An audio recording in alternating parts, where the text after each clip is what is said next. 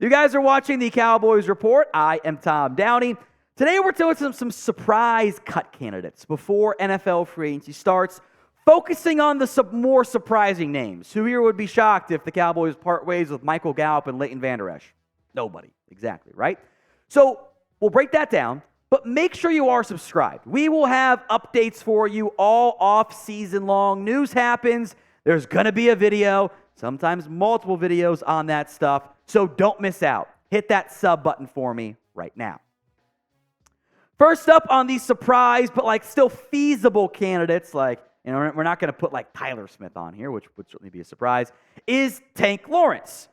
$20.46 million cap hit. Speaking of contracts, you kind of lost some leverage on because you didn't handle it right the first time. He actually helped you out by taking a pay cut the last time his contract was kind of getting down there. Only $2.56 million in savings if you cut him right now. $10 million after June 1st, which you can't use until then. And you're also jeopardizing, one of your best run stoppers, if not your only reliable great run stopper, and still one of your best pass rushers. The sack numbers have not been very good for Tank Lawrence. The pressure rates, and if you want to try to do some films, then splash plays, drive killers, sacks, pressures that lead to a throwaway on third downs, hits that lead to an incomplete pass or whatever. Lawrence actually grades out really, really well from that perspective. He's still a very good football player. But if you only want sacks, that's just not your guy. The other issue is, who's your starter if you part ways with Tank? Micah's one. Do we trust Sam Williams? We all make a big deal, understandably so and justifiably so, about the run stopping. Tank was your one good run stopper along that defensive line, consistently game in and game out, even in the front seven. So I would much rather keep DeMarcus Lawrence.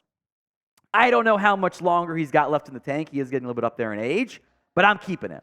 What do you think? Y for yes, N for no. Now this one keeps getting floated by outlets like Bleacher Report, and as of before, I hate it. But we can have the conversation on it since it is surprise cut candidates. $10 million cap hit for Brandin Cooks. Kind of surprisingly low, right? That's not that bad of a number at all. He took a pay cut when the Cowboys traded for him, by the way. $4 million savings right now, $8 million if you do it after June 1st. Again, you can't use it. With a poor receiver market, I don't think you're getting a better receiver than Cooks at $10 million a year. The numbers continue to decline, and Cooks is not the same guy he was in his prime. But the back half of the year, the Cowboys kind of figured something out with the Cooks and the routes and Dak and the chemistry there. So I feel good about Cooks. Plus, you don't have other speed at wide receiver if you part ways with him. I am open to cutting players, but when it creates a critical hole of my second best receiver, my second best defensive end, and I have nobody else left, then I'm not looking to do that very much.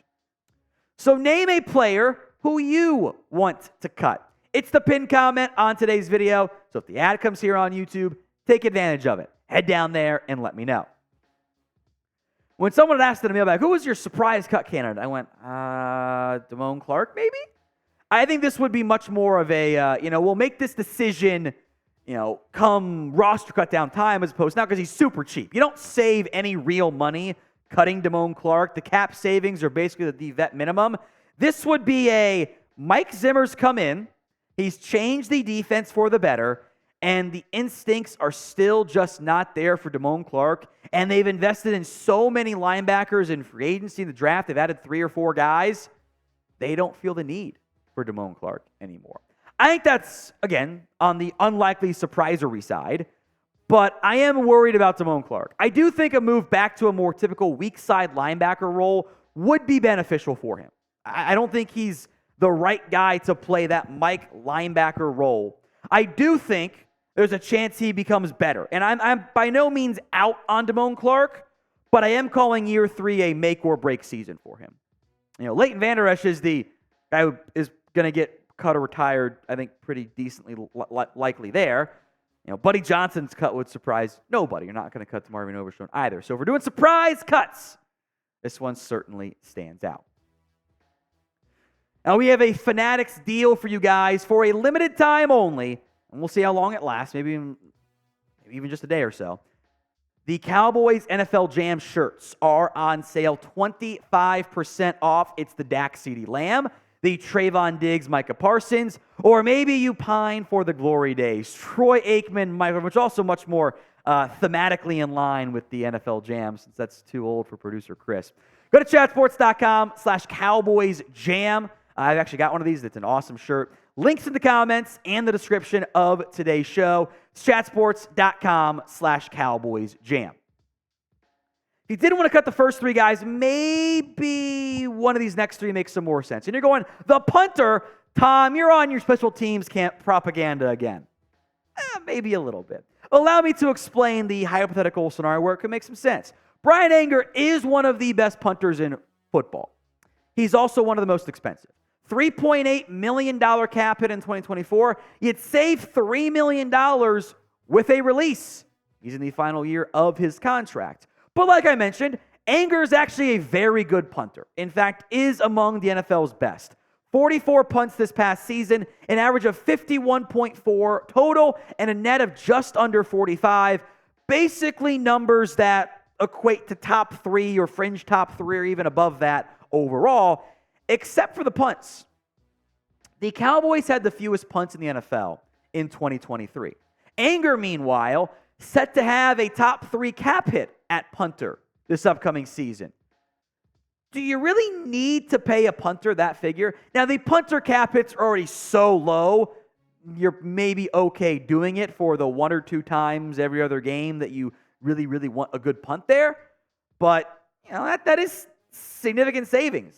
That's $3 million. That's more than you'd save cutting Terrence Steele. Seems at least somewhat significant. So back to my propaganda. We do the kickers, people, but how about punters? Are they people? 1 for yes, 0 for no. Have some fun and sound off in the comments section. Peyton Hendershot is next up here. These last two names might be a little bit less surprising if they get cut, closer to roster cut time, but this is worth having the conversation because of the savings. You save all but $5,000 by cutting Peyton Hendershot. Rookie contracts are funny, aren't they? And I also put him on here because Hendershot had kind of emerged as the surprise cut candidate during last year's preseason. There was a point that he was getting left off some of our, roster projections. Other guys had emerged, and entering year 3, kind of a key offseason for him. He's shown some flashes. I think he's a better athlete than some of your other tight ends on the roster. But think about this tight end room. Jake Ferguson's not going anywhere. You're not cutting a second-round pick in Luke Schoonmaker already. That's not going to happen. Sean McEwen's a free agent. What I am curious here is what happened to John Stevens. John Stevens was trending towards sneaking his way onto the roster and, forcing Hendershot out. Then Stevens got hurt, tore his ACL. Is he going to be good to go again in time for week 1? I am not, maybe back to performance, back to play, two different conversations, as we've seen with other players, Steele, Gallup especially. And what happens if Dallas does spend a late day 3 pick on a tight end? They got some 7th rounders. They could take one there. All of a sudden, Hendershot's very much on that roster. Plus, he's clearly behind Ferguson, who is going to be your tight end 1. We could put Josh Ball on here, but that's not a surprise. Let's go with Matt Waletzko instead. Again, kind of like Hendershot and Clark, probably makes more sense closer to roster cut down time. But the Cowboys in general don't like cutting draft picks. They try to give their guys as many chances as possible. And Waletzko, unfortunately, hasn't had many chances because he can't stay healthy. Despite being a fantastic athlete, part of the reason why he fell to where the Cowboys took him on day 3 was because of medical issues and concerns over his shoulders. He's had 2 surgeries already on those, or at least missed time because of those shoulder stuff. The flip side here is you don't often cut linemen that have good upside because you're thin enough as it is, but there's a real chance the Cowboys reinvest along the offensive line again, as I think all teams should do every single season on that O-line. They could see them invest in a tackle in round 1 and maybe even one on day 3. So there is maybe even some trade value there for Waletzko, given the draft pick status he was given. And I'm cutting Josh Ball way before I cut him, but it's a name to at least consider as we move forward.